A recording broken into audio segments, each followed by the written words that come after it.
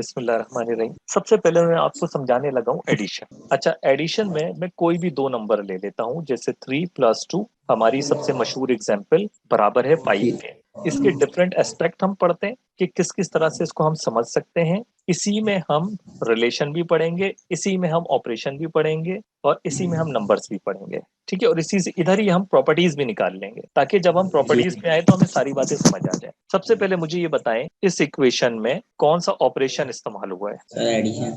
Addition.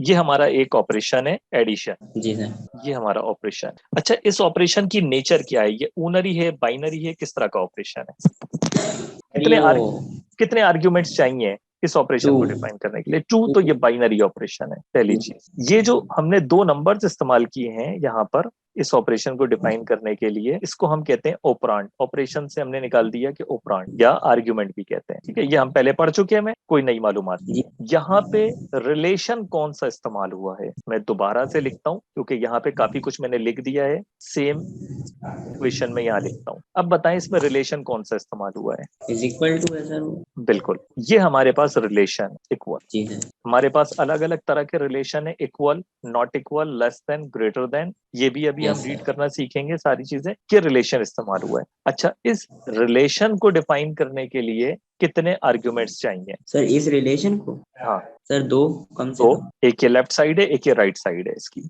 तो अभी हम इस तरह के इक्वेशन को हम कहेंगे बाइनरी रिलेशन। ये रिलेशन बाइनरी है, ये याद रखना है। ये ऑपरेशन जी बाइनरी है, ये रिलेशन बाइनरी है, क्योंकि एक ये साइड और एक ये साइड आप देखेंगे तो ये बाइनरी जी सर। रिलेशन है। तो ये जितने भी रिलेशन है, equal, not equal, less than, greater than, ये तमाम के तमाम हम बाइनरी रिलेशन के तौर पर ले रहे हैं। अच्छा, आमतौर जी पर सर। बाइनरी रिलेशन फंक्शन से मुतालिक होता है, लेकिन हम उसको यहाँ डिफाइन कर सकते हैं। अभी आपका फंक्शन नहीं है तो आप फंक्शन नहीं पढ़ेंगे। 12 तो यहाँ पे ये रिलेशन डिफाइन हुआ है कि अब इस रिलेशन की दो साइडें हैं, बिल्कुल उसी तरह जैसे ऑपरेशन की दो साइडें थी, एक लेफ्ट और एक राइट। जी इसी सर। तरह से रिलेशन की दो साइडें, एक इस रिलेशन की लेफ्ट साइड पे बात लिखी हुई है, एक इस रिलेशन की राइट साइड पे बात लिखी हुई है, 5। और ये रिलेशन जो इक्वालिटी का रिलेशन है, इक्वल, ये बता रहा है कि जो भी बात लेफ्ट हैंड साइड पर लिखी हुई है, LHS, वो बराबर जी है राइट हैंड साइड के। जबकि लिखने के अंदाज दोनों तरफ बहुत मुख्तलिफ हैं। यहाँ पे